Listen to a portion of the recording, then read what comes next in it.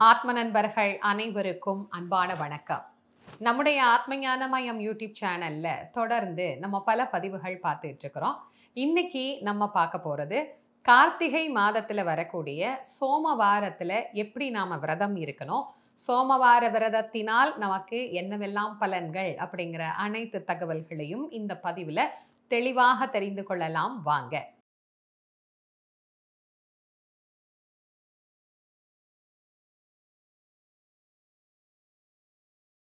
சிவபெருமானை வழிபடக்கூடிய அஷ்ட விரதங்களிலே மிக முக்கியமானதொரு விரதமாக விளங்கக்கூடியது தான் இந்த சோமவார விரதம். சோமவாரம் அப்படின்னா என்னங்கிறத முதல்ல தெரிஞ்சுக்கலாம். திங்கட்கிழமைக்கு சோமவாரம் அப்படின்னு பெயர்.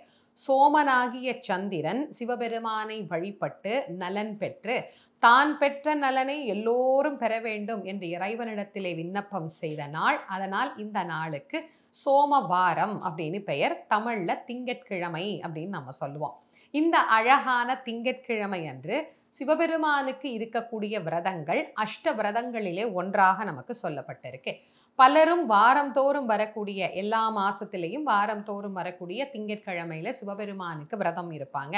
அப்படி எங்களால ஒரு ஆண்டு முழுவதும் இருக்க முடியல அப்படின்னா ஒரு ஆண்டுல வரக்கூடிய கார்த்திகை மாதத்தில் நமக்கு கிடைக்கின்ற 5 சோமவாரங்களை பயன்படுத்தி அந்த 5 நாட்களும் விரதம் இருந்தோம் அப்படின்னா மிக அற்புதமான பலன்கள் நமக்கு கிடைக்கும். முதல்ல என்ன கிடைக்கும் அப்படிங்கிறத தெரிஞ்சுக்கிறதுக்கு தான் இன்னைக்கு எல்லாருக்குமே ரொம்ப ஆர்வமா இருக்கு. நான் எந்த பதிவு கொடுத்தாலும் இல்லை நான் மேடையில பேசினாலும் எந்த விஷயத்தை பத்தி நான் சொன்னாலும் உடனே மக்கள்கிட்ட இருந்து வரக்கூடிய முதல் கேள்வி என்ன அப்படின்னா, இதை செய்தா நமக்கு என்னம்மா பலன் கிடைக்கும், இந்த வழிபாடு பண்ணினா நமக்கு இது கிடைக்குமா, இத்தனை நாள்ல இதை நாம செய்து கொள்ள முடியுமா அப்படிங்கிற ஒரு கேள்வி வந்துருச்சு. அதனால நான் சொல்லிடுறேன்.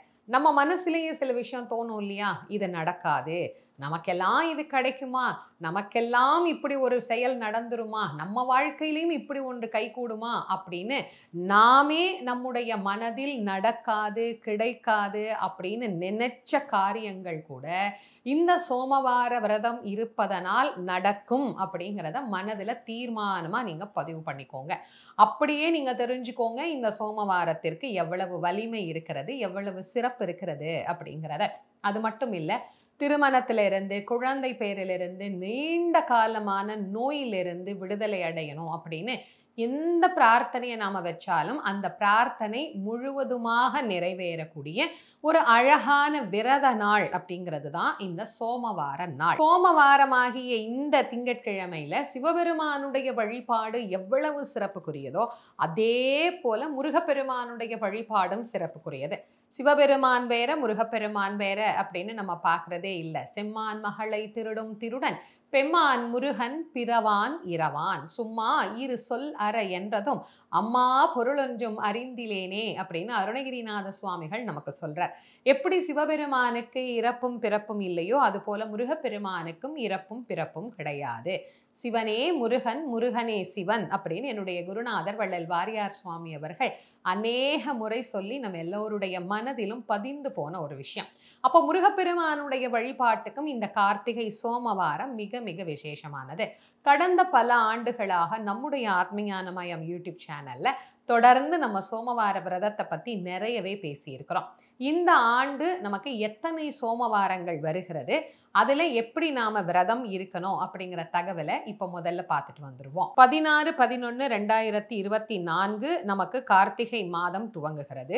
15-12-2024 கார்த்திகை மாதம் நமக்கு நிறைவடைகின்றது. இதுல 18-11-2024, 25-11-2024, 2-12-2024, 9-12-2024 இந்த 4 சோமவாரமும் கார்த்திகை மாதத்திலேயே நமக்கு அமைந்திருக்கிறது.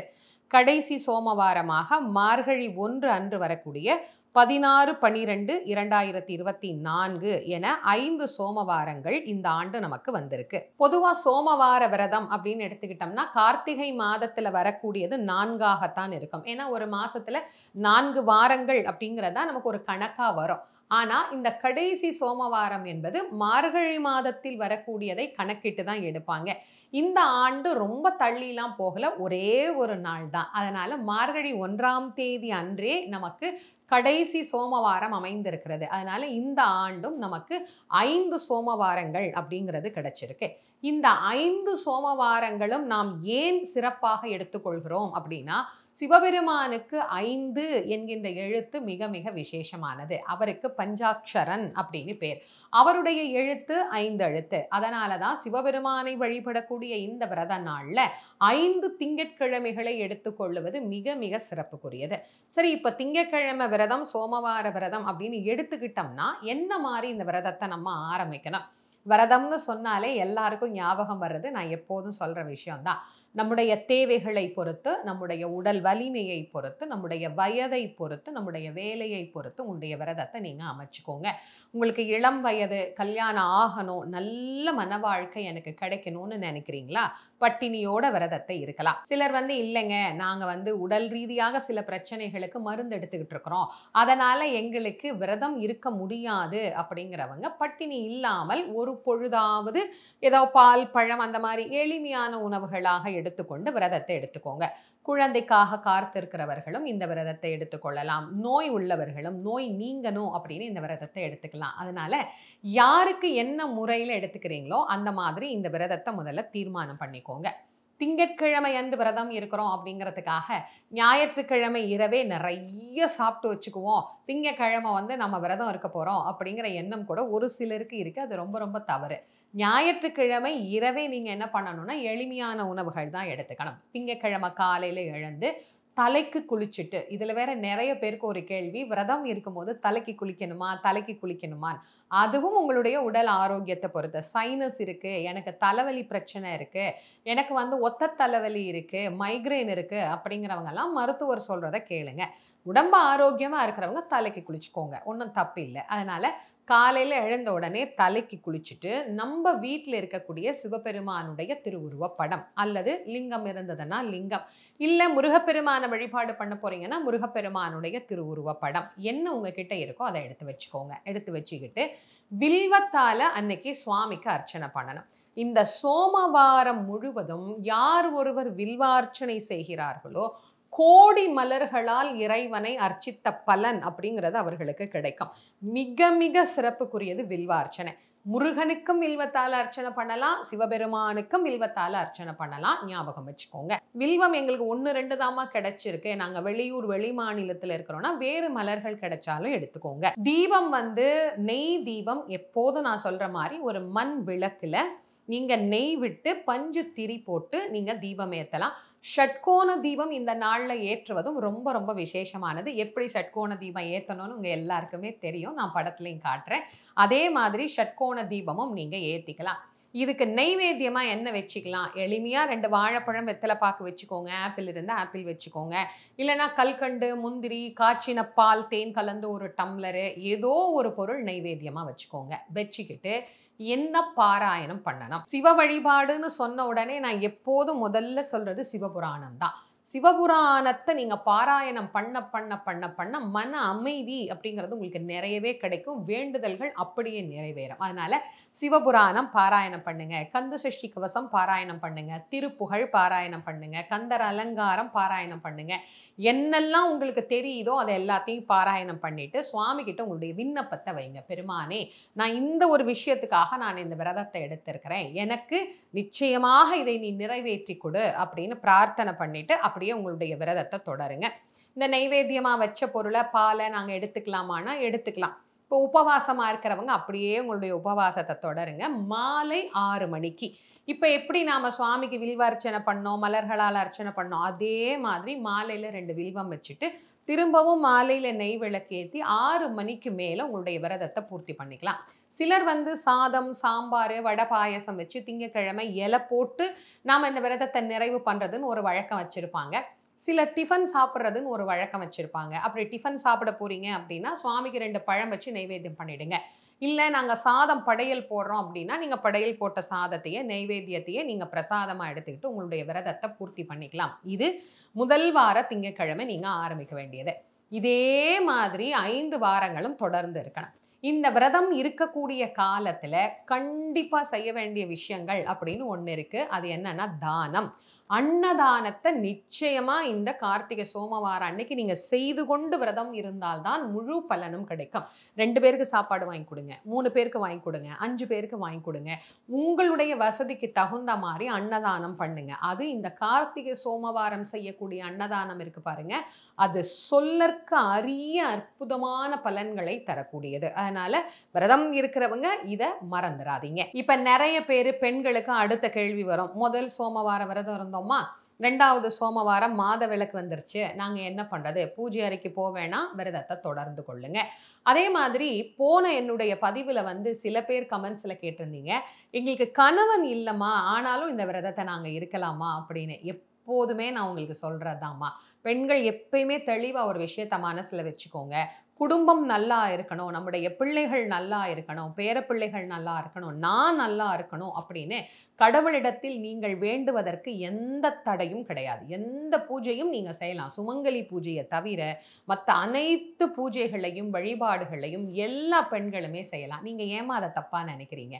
நிறைய பேர் மனசு வருத்தமாவே கமெண்ட்ஸ் போடுறீங்க, நாங்க பண்ணா எங்க கூட இருக்கிறவங்களே ஏன் நீ பூஜை பண்றன்னு கேட்குறாங்க அப்படின்னு. அடுத்தவங்க அப்படி சொல்றதை தயவு பண்ணி காதுல வாங்கவே வாங்காதீங்க. உங்க குடும்பம் உங்களுக்கு எவ்வளோ முக்கியம் அப்படிங்கிறது உங்களுக்கு தான் தெரியும். அதனால எல்லா பெண்களுமே இந்த விரதத்தை தாராளமா எடுத்துக்கலாம். குழந்தைங்க கூட இந்த விரதம் இருக்கலாமான்னு சில பேர் கேட்குறீங்க. உங்க ஆரோக்கியத்தை பொறுத்து குழந்தைங்களும் இந்த விரதத்தை எடுத்துக்கொள்ளலாம். இப்போ 5 சோமவாரமும் எங்களால் விரதம் இருக்க முடியல, ஏதாவது ஒரு சோமவாரம் சொல்லுங்கம்மா அப்படின்னு நீங்க கேட்டீங்கன்னா, நான் உங்களுக்கு எதை பரிந்துரை செய்வேன் அப்படின்னா, கடைசி சோமவாரத்தை தான் நான் பரிந்துரை செய்வேன். ஏன்னா மற்ற நாளும் இருக்கணும், முடியல அப்படின்னா கண்டிப்பா கடைசி சோமவாரமாவது இருந்து பாருங்க. அது உங்களுக்கு நிச்சயமா நல்ல பலன்களை பெற்றுத்தரும். இதை ஞாபகம் வச்சுக்கோங்க. அதே மாதிரி இந்த கார்த்திகை மாதம் முழுவதுமே வீட்டினுடைய வாசல்ல விளக்கேற்றி வைங்க. அது வீட்டுக்கு ரொம்ப ரொம்ப நல்லது. இதற்கு விளக்கிடு மாதம் அப்படின்னே ஒரு பேர் இருக்கு. அதனால தினந்தோறும் நிலைவாசலுக்கு வெளிப்புறத்துல, நான் தெளிவா சொல்றேன், நிலைவாசலுக்கு வெளிப்புறத்துல 2 மண் விளக்கு சாதாரணமான நல்லெண்ணெய் ஊற்றி பஞ்சு திரி போட்டு தினந்தோறும் மாலையில ஏற்றி வைங்க. அது ரொம்ப ரொம்ப விசேஷமான பலன்களை பெற்றுத்தரும். அதே மாதிரி இந்த கார்த்திகை மாதத்துல கோவில்கள்ல நடக்கக்கூடிய சங்காபிஷேகத்துல கலந்து கொள்ளுங்க. சோமவாரத்தில் நடைபெறக்கூடிய சங்காபிஷேகம் மிக மிக சிறப்புக்குரியது. நீங்க வீட்டுல லிங்கம் வச்சிருக்கிறீங்க அப்படின்னா, நீங்க விரதம் இருக்கிற போது சுவாமிக்கு அபிஷேகம் பண்றோம் இல்லையா, பால், தேன், தயிர், சந்தனம் அப்படின்னு, அதோட சங்குல கொஞ்சம் தீர்த்தம் வச்சு அதுல ₹1 நாணயம் போட்டு அதுல கொஞ்சம் மலர்கள் போட்டு சிவாய நம அப்படிங்கிற நாமத்தை நாம் ஒரு 108 முறை உச்சரித்து அந்த சங்குல இருக்கிற தீர்த்தத்தை சுவாமிக்கு அபிஷேகம் பண்ணினோம் அப்படின்னா, இந்த கார்த்திகை சோமவாரத்துல ரொம்ப ரொம்ப விசேஷமான பலன்கள் நமக்கு கிடைக்கும். அதே மாதிரி இந்த கார்த்திகை மாதத்துல உங்களால முடிஞ்ச அளவு விளக்குகள் வாங்கி கொடுங்க. கோவில்கள்ல கார்த்திகை தீபத்துக்கு விளக்கு வைப்பாங்க இல்லையா, அது மாதிரி மண் விளக்கு உங்களால எவ்வளவு முடியுது, ஒரு 10 விளக்கோ 20 விளக்கோ, ஏன்னா கோயில் முழுக்க விளக்கு வைப்பாங்க, அதனால ஒரு 20 விளக்கோ 30 விளக்கோ மண் விளக்கு வாங்கி கொடுங்க. அது ரொம்ப ரொம்ப விசேஷமானது. கார்த்திகை மாதத்துல இது போன்ற தான தர்மங்களை நாம் செய்கின்ற போது மேலும் நம்முடைய வேண்டுதலுக்கு அது வலிமை சேர்க்கும். இன்னும் இந்த கார்த்திகை சோமவாரத்துல மௌன விரதம் இருப்பது அப்படிங்கிறது ரொம்ப ரொம்ப விசேஷமானது. நான் பலமுறை சொல்லியிருக்கிறேன், வாய்ப்பு இருக்கு அப்படிங்கிறவங்க சோமவாரத்துல மௌன விரதம் இருந்து பாருங்க. அது அதி விசேஷமான பலன்களை நமக்கு கண்டிப்பாக பெற்றுத்தரும். இத்தனை சிறப்புக்குரியதா இந்த கார்த்திகை சோமவாரம் அப்படின்னு நீங்க மலைச்சு பார்க்கறதுக்கு முன்னாடி இன்னொரு விஷயமும் நான் உங்களுக்கு சொல்லிடுறேன். திருவிளையாடல் புராணம் நம்முடைய யூடியூப் சேனல்ல நான் உங்களுக்கு நிறையவே பதிவாக கொடுத்துருக்கிறேன்.